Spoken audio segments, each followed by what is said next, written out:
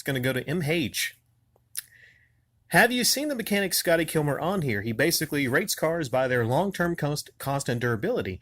Clearly his favorite is Toyota, but Honda is close second.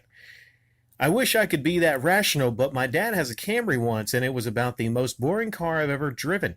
Scotty admits that although they are the most reliable, Toyota can't make a good sports car on their own. Says the new Supra is basically a BMW Z4 in disguise. That said, the most reliable car I've ever driven was a '93 Acura Legend. Would have lasted forever if one of my relatives didn't wreck it a few years back.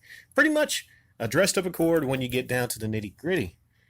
Yeah, I mean, the Acuras are great cars. The Lexuses are great, mechanic wise.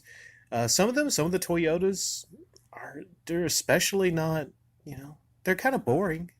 I mean, like the stock car is the Toyota Camry. It's kind of boring, but the things last forever. I remember I was listening to Scotty and he said the story about there was this old Camry and they were trying on purpose to destroy the engine.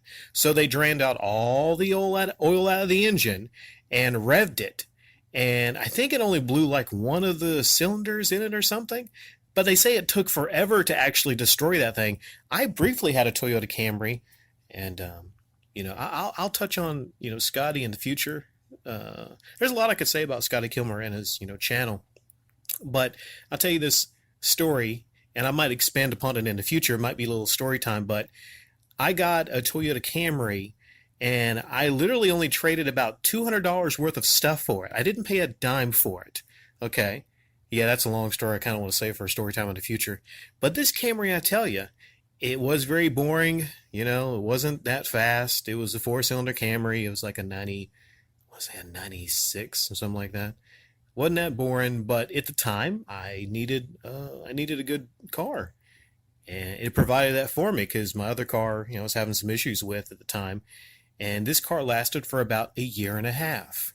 And the engine, it was like the timing chain or the belt, something busted in the engine. And I wound up selling it for about the same amount of money that I paid for it in goods.